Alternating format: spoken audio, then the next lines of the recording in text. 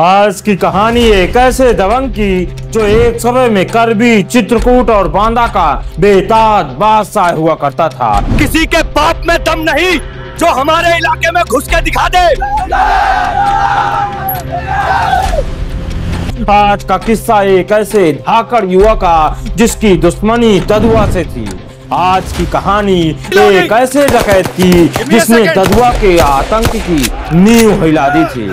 कहानी एक की जिसकी दुश्मनी प्रकाश टिकरिया से थी, जिसने अपनी पिता की हत्या का बदला लेने के लिए हथियार उठाए थे। आखिर क्यों उसने एक डकैत के कई रिश्तेदारों को जिंदा गड़वा दिया था। जी हाँ, मैं बात कर रहा हूँ सबसे दुर्दांत, दुस्साहसी, धाकड़ और तेज तर्रार हीरा दादू उर्फ हीरा लाल उर्फ हीरा पांडे की। नमस्ते, मेरा नाम अंकित त्रिपाठी है। आज के वीडियो में हम जानेंगे कि कैसे हीरा और मोती पांडे की दुश्मनी बागी ददुआ पटेल से हुई थी। वह हीरा पांडे जिससे सदैव ददुआ खौफ खाता था, लेकिन एक टाइम ऐसा आया कि उसी ददुआ से डरकर हीरा चित्रकूट इलाका छोड़ने पर मजबूर हो गया। हीरा पांडे के पिता राम निवास पांडे उर्फ बेटा महाराज अपने जमाने के बड़े दबंग थे। वह अपने ननिहाल रुकमा में रहते थे। इसी गांव में रहने वाले तत्कालीन सांसद अंबिका प्रसाद पांडे के वह बहुत करीबी थे। बाद में बेटा महाराज और सांसद के बीच किसी बात को लेकर मतभेद हुए। इसी दौरान सांसद अंबिका प्रसाद के पिता की हत्या हो गई। इसमें बेटा महाराज का नाम सामने आया। इसके बाद वह मानिकपुर क्षेत्र में रहने लगे। बेटा महाराज को संरक्षण दिया इलाहाबाद के एक सबसे बड़े तेंदुपत्ता व्यापारी हमीद मियां ने। बेटा महाराज हमीद मियां के लिए तेंदुपत्ते के ठेके लेने लगे। अपनी दबंगई से जिन्होंने बाकी ठेकेदारों को दबा दिया, लेकिन कुछ दिन बाद हमीद मियां से भी बेटा महाराज की अनबन हो गई और हमीद मियां ने सुपारी देकर मानिकपुर घाटी में बेटा महाराज की हत्या करा दी। बेटा महाराज के साथ उनका ड्राइवर और एक साथी भी मारा गया था। इस कांड में सांसद अंबिका प्रसाद भी नामजद हुए, लेकिन बाद में वह छूट गए। जिस समय बेटा महाराज की हत्या हुई थी, उस दौरान हीरा पांडे अपने छोटे भाई के साथ इलाहाबाद में रहकर पढ़ाई कर रहा था। पिता की हत्या के बाद दोनों भाई पढ़ाई छोड़कर वापस आ गए। मोती ने बहुत कम ही उम्र में ही पिता के एक हत्यारे की गोली मारकर हत्या कर दी। दोनों भाइयों ने पिता का व्यवसाय संभाला और करबी में बस गए। इस दौरान करबी के तत्कालीन दबंगों से उनकी बहस होने लगी और विवाद होने लगा। इन्हीं में से एक थे कांग्रेस नेता नर्मदा प्रसाद। हालांकि हीरा के पिता बेटा महाराज और नर्मदा प्रसाद के पिता जानकी शरण आपस में मित्र थे, लेकिन हीरा और नर्मदा प्रसाद की दुश्मनी हो गई। नर्मदा ने अपने शूटर शिरोमण सिंह से हीरा पर गोली चलवाई, लेकिन वह बच गए। अब बात करते हैं हीरा और ददुआ के दुश्मनी की। दरअसल हीरा का जिस समय उदय हुआ था, ददुआ बागी बन चुका था। वो जंगल में था, वहीं हीरा शहर का दबंग हो चुका था। हीरा की कुर्मियों से काफी करीबी थी, लेकिन एक घटना ने हीरा और ददुआ को दुश्मन बना दिया। दरअसल हीरा के करीबी छेदी पटेल ने चित्रकूट में सती अनसुईया आश्रम के पास एक सड़क का ठेका ले रखा था। जमीन से सड़क निकलने को लेकर एक ब्राह्मण परिवार से उसका विवाद हो गया। ब्राह्मण परिवार ने हीरा से मदद मांगी। हीरा ने छेदी को मना किया तो वह नहीं माना। हीरा ने दबंगई दिखाई तो छेदी पटेल हीरा से अलग हो गया। छेदी पटेल ददुआ का रिश्तेदार था। इन दिनों हीरा का दबदबा बढ़ रहा था। इसी बात को देखते हुए कांग्रेस के प्रत्याशी के रूप में वह मानिकपुर से ब्लॉक प्रमुख बना। वह कुछ दिनों बाद ददुआ ने हीरा के एक रिश्तेदार महेश पांडे की हत्या कर दी। दरअसल ददुआ के गांव के बगल में ही जमहिल गांव के महेश पांडे एक दबंग थे। डकैत उनके गांव में घुसने की हिम्मत नहीं कर पाते थे, लेकिन ददुआ गया सहित उसके गैंग ने ये दुस्साहस किया। इन्होंने जमहिल गांव में धावा बोलकर एक घर से राइफल लूट ली।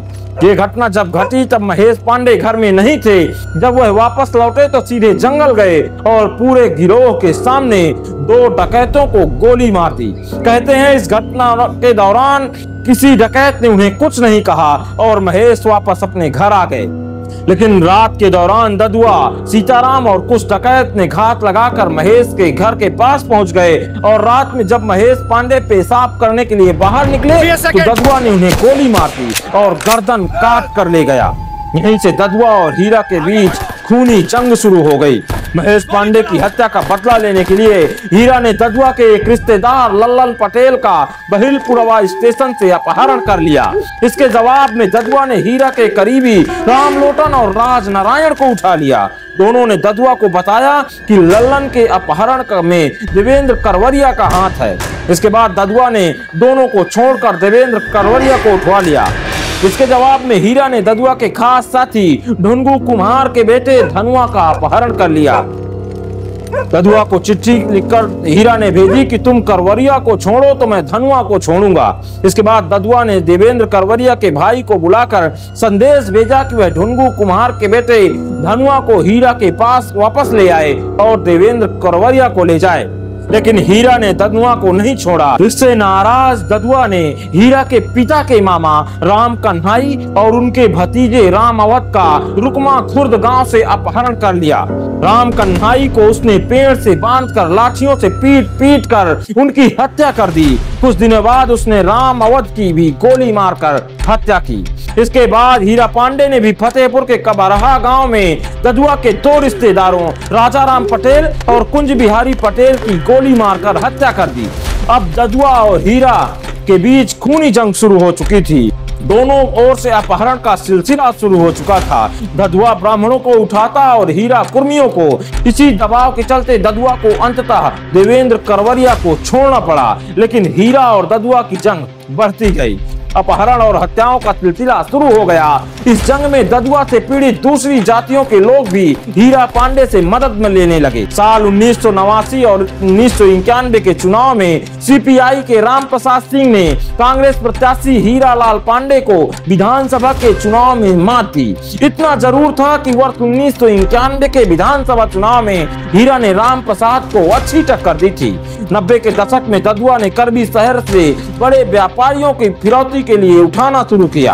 22 जनवरी 1990 को उसने दो व्यापारियों सतीश जैन और कल्लू जैन को अगवा कर लिया और लगभग 20 दिन तक बंधक रखने के बाद उसने उस जमाने में 25 लाख रुपए की फिरौती वसूली। इसके बाद उसने 24 जनवरी 1990 को करबी के जाने माने व्यापारी शंभू जैन के बेटे अतुल को भी ददुआ ने अगवा कर लिया। ददुआ ने शंभू जैन से भी मोटी फिरौती मांगी, लेकिन शंभू ने फिरौती देने से इनकार कर दिया। वह उल्टा हीरा पांडे से मदद मांगने पहुंच गया। इसके जवाब में हीरा ने ददुआ के सगे साले अगम सिंह पटेल, ददुआ के दाहिने हाथ सीताराम पटेल के भाई घनश्याम पटेल और ददुआ गिरोह के दो सदस्यों के दो और परिजनों को उठवा लिया। इनमें घनश्याम पटेल तब मऊ के ब्लॉक प्रमुख हुआ करते थे।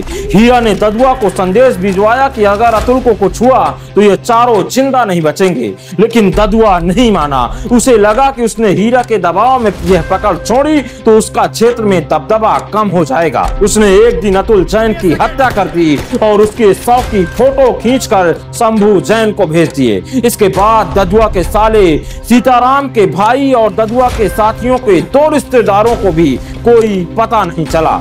कहते हैं हीरा पांडे ने इन चारों लोगों को जंगल में जिंदा गड़वा दिया था। 90 के दशक में ददुआ अगर कुर्मियों का हीरो था तो हीरा और मोती ब्राह्मणों के हीरो कहे जाते थे।